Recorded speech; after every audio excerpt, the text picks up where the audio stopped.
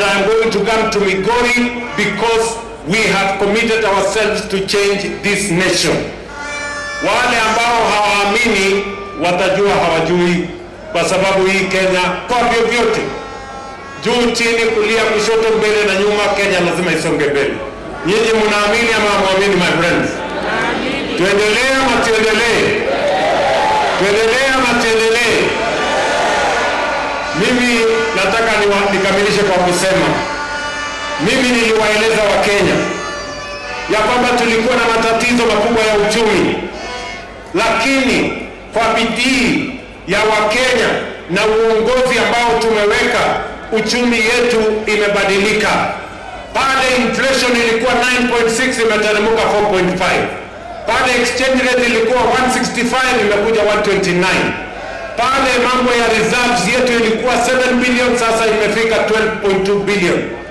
Jana Moody's, an international credit rating agency, wamesema Kenya has now moved to a stable economy.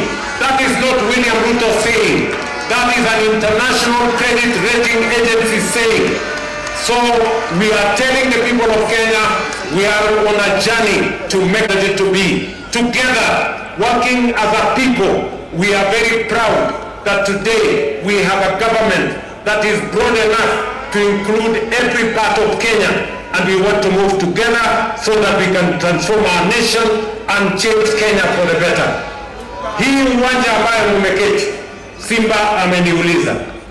Mimi nilikuja hapa, wao Simba akakuja na wabunge, tukakutana kule kwenye ofisi yangu, wakaniuliza kwamba hii stadium haikai kama zile zingine tumejenga sehemu zingine.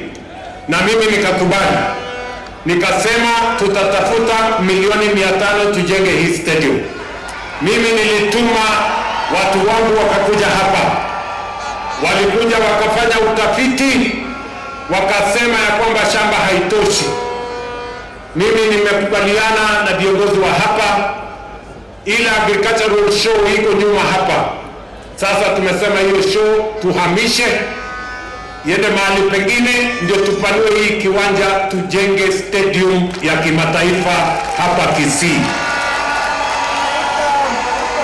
Mimi nataka niwaambie watu wa Kisii, watu wa agricultural shows of Kenya wamekubali, na mimi nimetafuta pesa ya kuhamisha. So wewe Simba usikuwe na wasiwasi.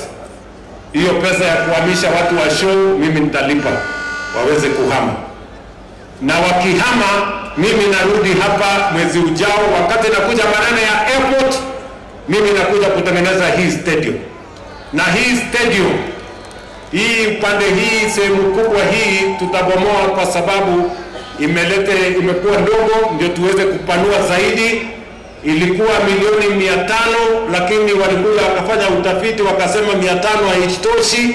Sasa tumeongeza, imekuwa milioni 770 ya kumaliza hii stadium, ndio Kisii iwe na stadium ya kisasa vile sehemu zingine za Kenya ziko na stadium ya kisasa.